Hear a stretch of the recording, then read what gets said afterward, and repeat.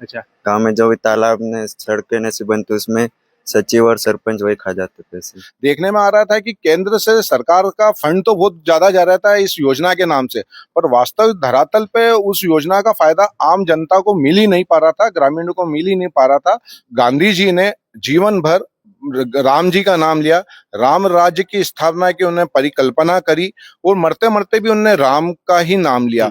और उसी राम का विरोध यदि ये लोग कांग्रेसी कर रहे हैं तो कहीं ना कहीं गांधी जी की विचारधारा और गांधी जी की आत्मा पे भी ये चोट पहुंचा रहे हैं। कि इसके पेमेंट में जो मजदूरों का पेमेंट है वो समय पे मिल जाए तो मजदूर पलायन के लिए मजदूर बाहर नहीं जाएगा।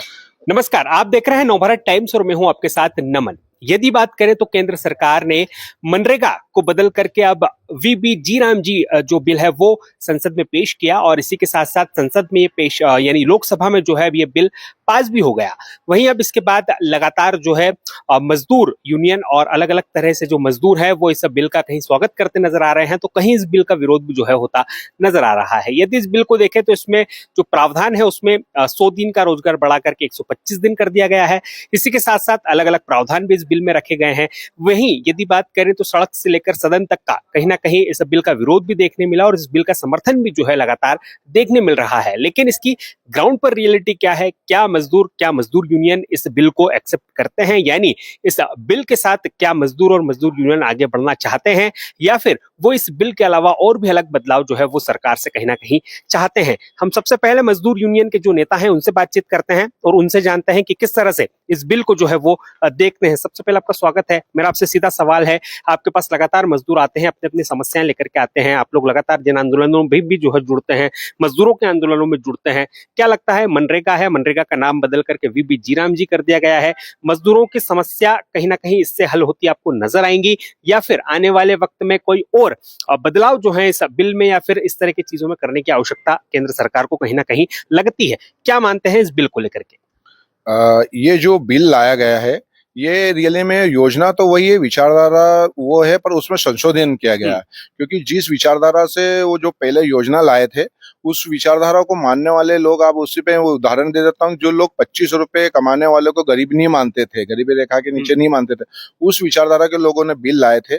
और कहीं ना कहीं वो जो योजना थी वो भ्रष्टाचार का एक अड्डा बन गई थी कि ग्रामीणों का पलायन रुक नहीं रहा था। उस योजना से ग्रामीणों का पलायन नहीं रुक रहा था, हाँ, पर भ्रष्टाचार ज्यादा से ज्यादा हो रहा था।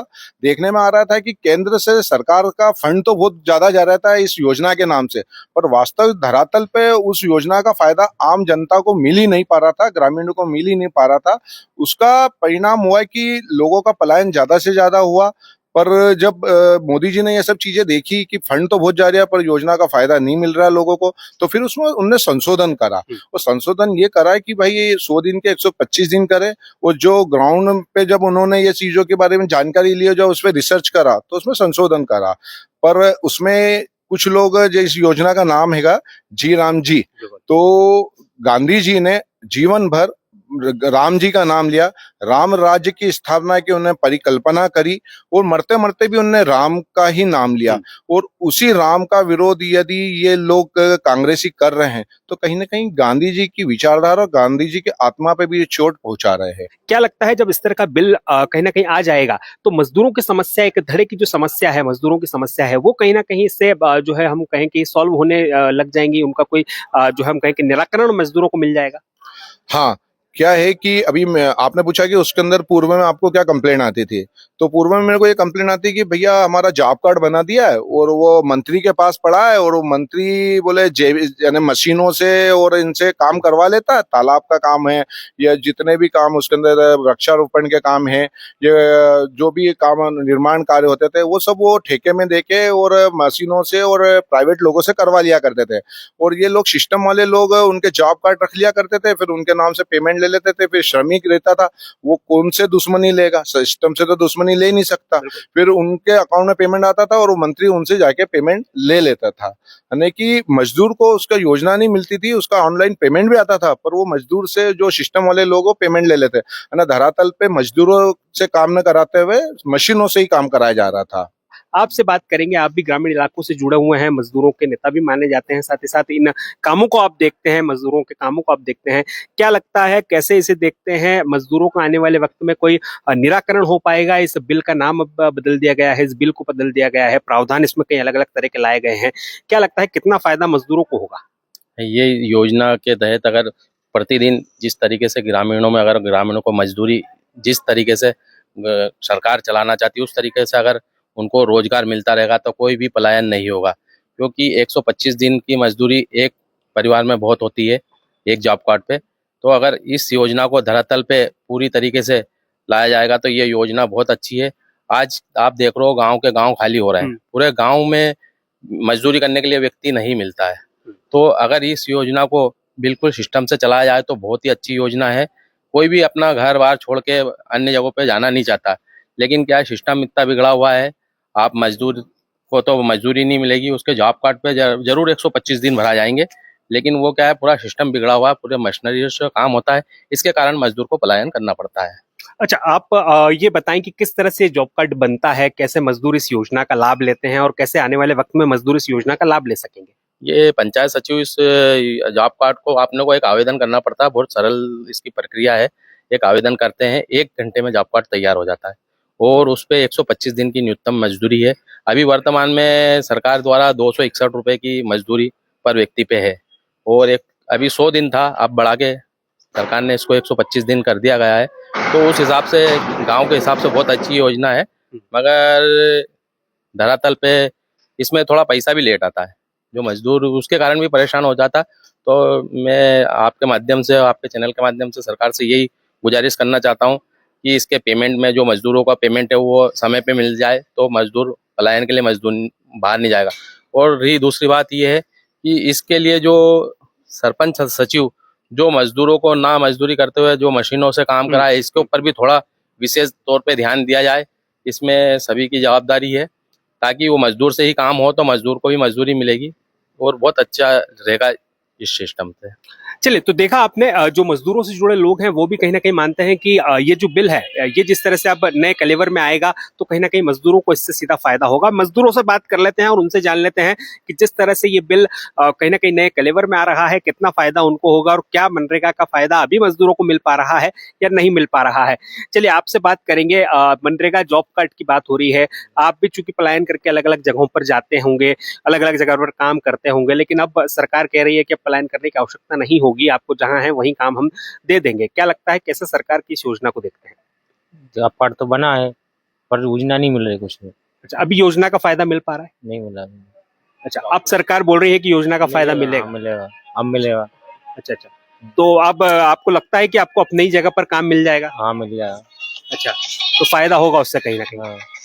चलिए, तो देखिए, मजदूर हैं, उनका भी कहना है कि कहीं ना कहीं आने वाले वक्त में जो है वो फायदा इस पूरी जो कलेवर बदला है कहीं ना कहीं मनरेगा के बाद अब वीबीजी राम जी हुआ है उससे होगा। और भी मजदूर हैं, उनसे भी बातचीत करते हैं, उनसे भी जानने की कोशिश कर लेते हैं कि कितना फायदा जो है इससे होगा। क्या लगता है, आपका जॉब कार्ड बना हुआ है? सबसे पहले तो हम यही पूछेंगे, अभी तक मनरेगा का फायदा आपको मिलता है या नहीं मिलता है? अभी नहीं मिलता। अच्छा, क्यों नहीं मिलता? आपने कभी जानने की कोशिश की है? नहीं। अच्छा, अब सरकार बोल रही है कि अब फायदा मिलेगा और अब हमने 100 दिन का रोजगार बढ़ा करके 125 दिन कर दिया है। क्या लगता है, अब इस बारे में क्या कहेंगे? इस बारे में क्या, अभी तो योजना चालू ही है, अभी इसका तो लाभ अभी मिल नहीं रहा है, अब मिलेगा उसके बाद ही पता चलेगा क्या होता है क्या नहीं। अच्छा, अब कह रहे हैं कि आपको जहां रहते हैं वहीं हम रोजगार दे देंगे और उस तरह की बातें भी हो रही है, तो लगता है कि अपने क्षेत्र में जब रोजगार मिल जाएगा तो कहीं ना कहीं एक बड़ा फायदा हो जाएगा। अब रोजगार चालू होगा और योजना के तहत पैसे मिलेंगे तो फायदा तो होगा उसमें। चलिए, तो देखा आपने, और भी मजदूर हैं, एक बार उनसे भी जान लेते हैं।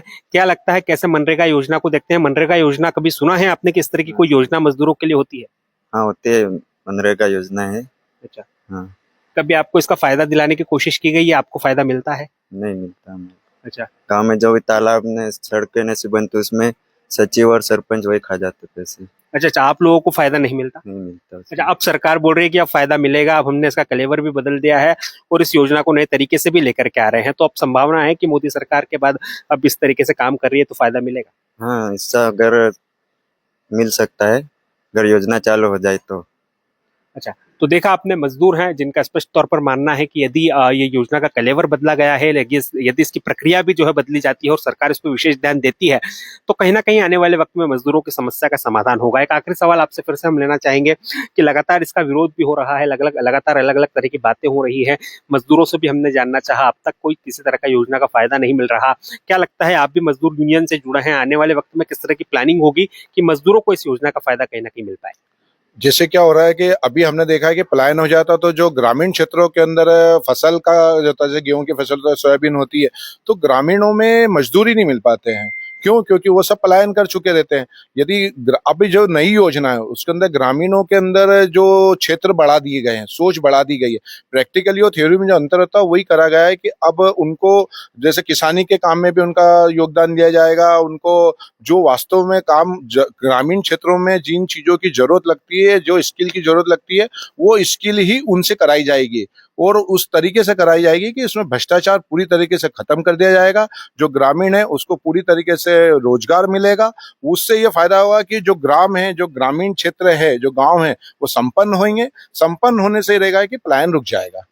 चलिए, तो सुना आपने, देखा आपने किस तरह से, चूंकि यदि बात करें तो अब सदन में जो है मनरेगा बिल को जो है बदल दिया गया है, उसका नाम अब वीबी जी राम जी कर दिया गया है। इसी के साथ साथ अलग अलग प्रावधान भी इसमें जोड़ दिए गए हैं।